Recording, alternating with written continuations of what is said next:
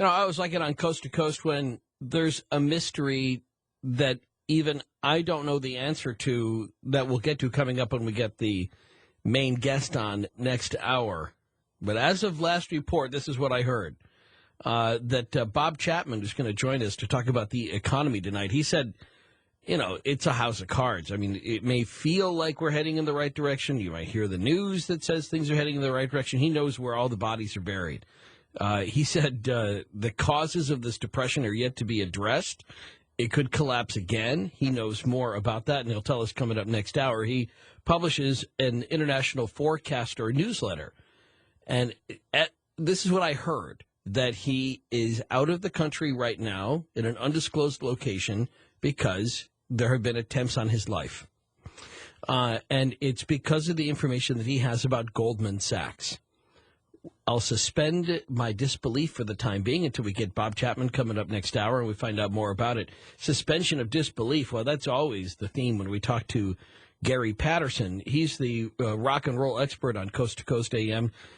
We love the local affiliates, though. Thank you, Radio, for carrying this show all across North America. You're going to love the fascination of this next guest, although you won't love perhaps what the information is that his research will tell us about. It sounds to me like the economic news today, the thumbs up, the things that are heading in the right direction, may just be all smoke and mirrors for the time being. But that's according to the view and research of Bob Chapman. We'll talk to him coming up in just a second about where he is, why he's there, his work on Goldman Sachs, and what he sees coming in our near future, economically speaking, on Coast to Coast AM. This is Ian Punnett. Well, we were talking rock and roll mysteries last hour. Bob Chapman, there seems to be sort of a mystery about you tonight. So let's get to that right away. First of all, how are you? I am very good, and I'm very happy to be on the program. Well, terrific. I understand you're not in the country. That's correct.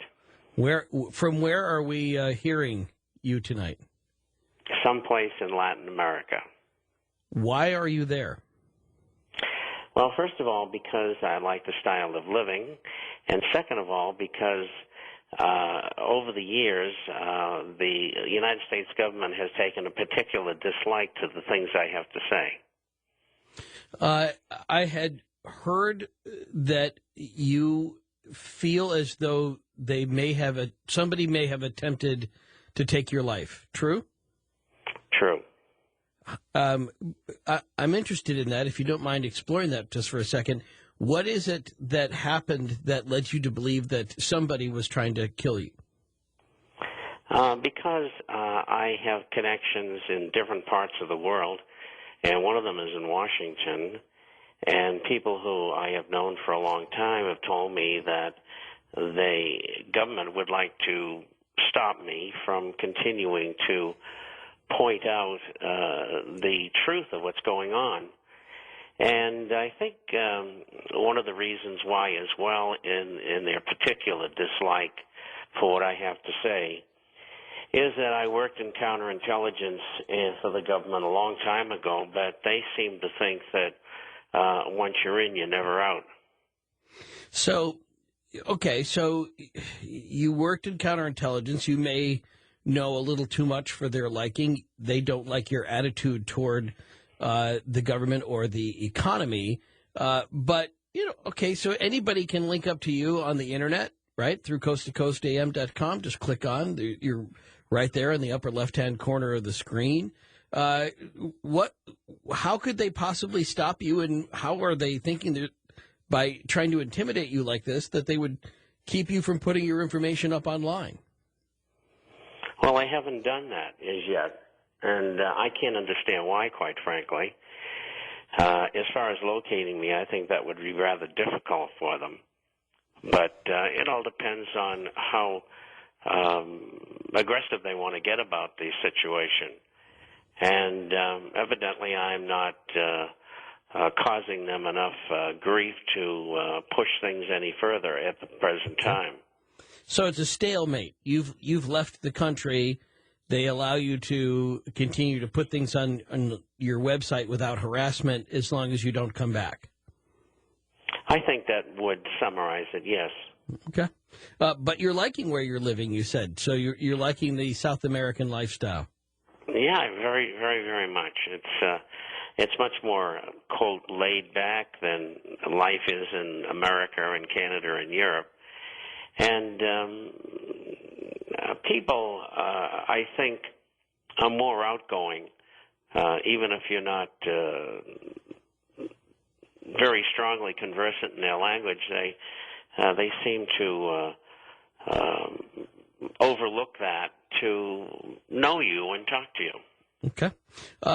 So as an economic forecaster, as somebody who's been studying the trends and looking at the problems in our economy, how are I would think that if you were going to go to some place that is more stable than the United States, as you forecast it on your webpage, you wouldn't go to South America. I would just, my impression is that those governments and those economies are much more unstable than ours.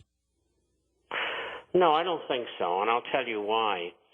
I believe that we entered depression in February, and I think we're building up to a highly inflationary depression, which is somewhat unusual in history.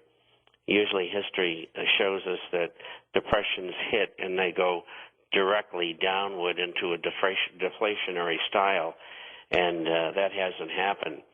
And when you look at countries outside the periphery of Europe, the United States, and Canada, you'll find that they perpetually have had a lower standard of living.